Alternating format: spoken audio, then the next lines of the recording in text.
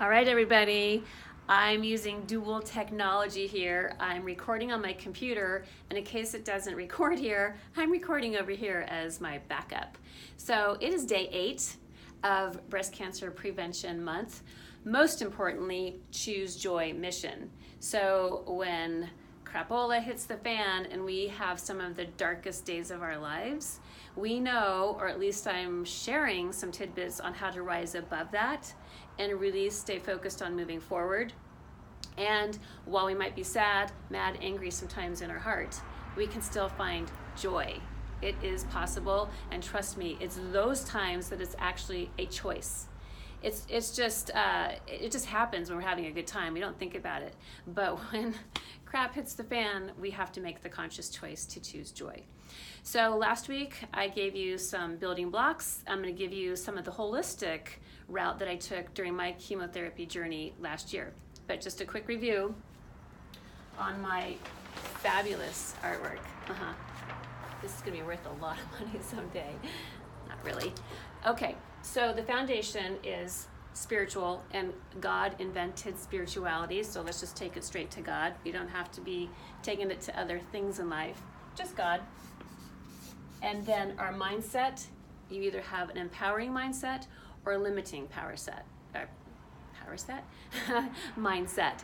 So let's pluck those limiting beliefs and replace them with empowering beliefs. So our mindset really is our belief system. And then nutrition, food is fuel. So you're either putting healthy fuel into your body or you're putting crappy fuel into your body. And I'm not anti-sugar. I'm just saying that let's put mostly good fuel in for the once in a while treat. And what this is right here, your house really is your purpose in life, your attitude, your focus. So this is our life. This house just represents your life. So when we're putting all these things together, what is our attitude? What is our purpose? What is our focus? Are we creating peace, joy, fulfillment,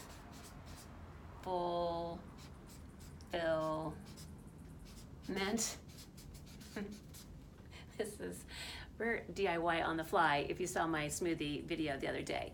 So all this just represents your life. And when these yucky storms blow in, and they're gonna, if you haven't had the saddest days of your life yet, if you live long enough, you're gonna.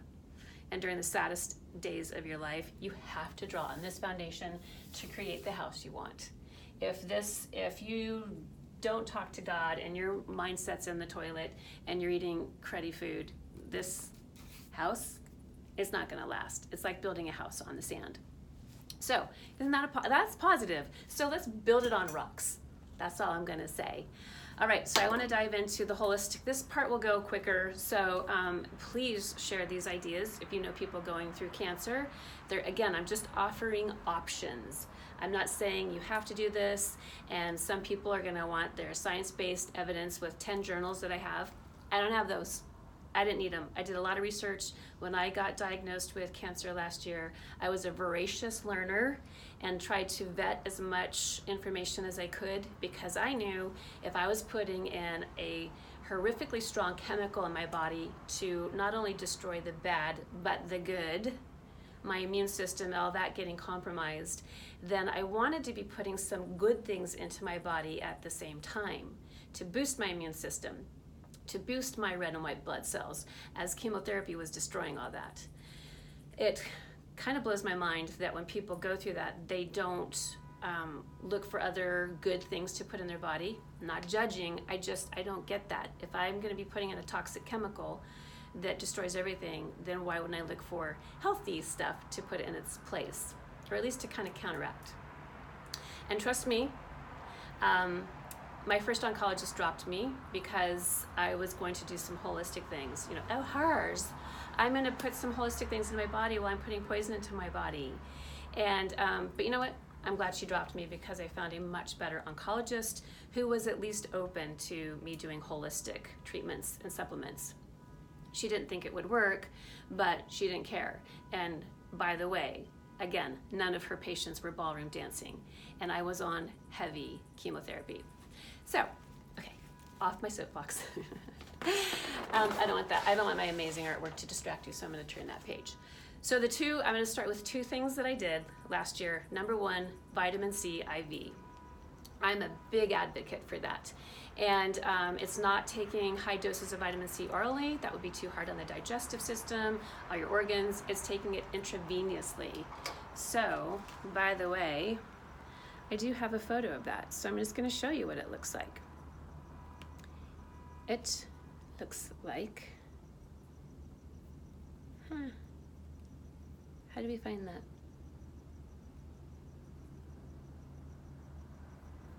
That's not that. And now I lost you guys. Resume share. I can't find you people. Oh, there we are. Well, I really want you all to see this. But I don't know how to find, oh, there's desktop. Oh, silly me. Okay, so here is me getting caught. I'm hoping whenever I get a little bit distracted, I start speaking in a bad British accent. Okay, so there's me getting vitamin C IV. That little yellow bag up there is the vitamin C. I got 50 grams of vitamin C every week, and it's in my arm, so you can kind of see it better on this picture. That I'm getting vitamin C IV, and I was getting hydrogen therapy. Hydrogen also goes in there. Both of them, in a nutshell, they help boost the immune system so that when you're getting chemotherapy, it kind of goes in there and boosts your immune system so it can start fighting against the bad guys too, the pathogens, as well as decrease the risk of me getting the flu or a cold dramatically. I never got sick through chemotherapy. I never got a cold, I never got a flu, and I never had the side effects of AC, which is called the Red Devil. That's a great one, which is nausea, throwing up, bone pain, mouth sores. I got 0 of that. Now, do I thank the Lord that part of that could be a miracle? Absolutely. But I was also doing a myriad of things that God created to put into my body that would help my body. I'm going to give you a couple other really good consequences of vitamin C IV. It's a really good antiviral agent with the ability to neutralize and eliminate a wide range of toxins. It augments your immune system, and even the National Institute of Health has written articles on the validity of vitamin C IV. It also helps reduce some pain. It helps you better able to tolerate chemo. So yes to all that in my experience. Again, I'm not a doctor. I'm just sharing my experience, remember? Just sharing options. And it improves energy, lessens fatigue. Yep, I'd have chemo on a Friday, and I would compete on a Sunday doing ballroom dance, doing 20 dances. Cha-cha, rumba, samba, waltz, tango, foxtrot, I did it all. It has resiliency to infections, flu. It's one of the, even if you're not going through any kind of illness right now, it's one of the best things you can do to not get the flu. I call it my great, awesome flu shot, along with green smoothies. And then it helps you to be more active during chemo. Any people take anywhere from 25 grams to 100 grams. My sweet spot was 50 grams. The other supplement that I took that I want to show you super quick is vitamin D3 serum.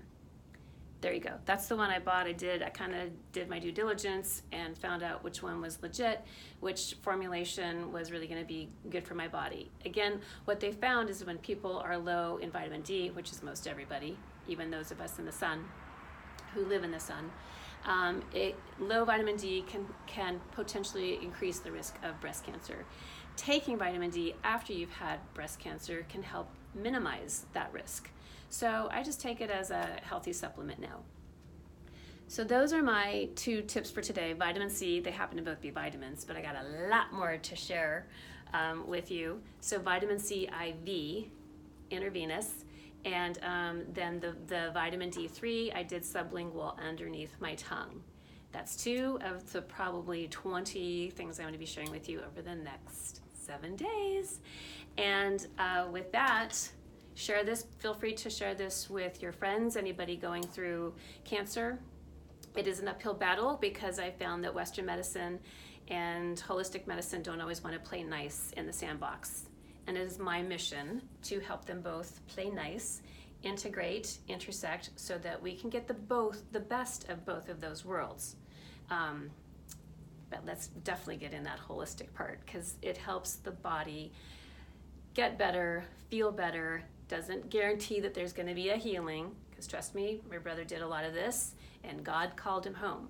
But there was some very good quality of life he had leading up to that. So, all right, stay tuned for tomorrow. Hashtag choose joy, and God bless. Okay, sorry people, I gotta put on my glasses to find the stop recording.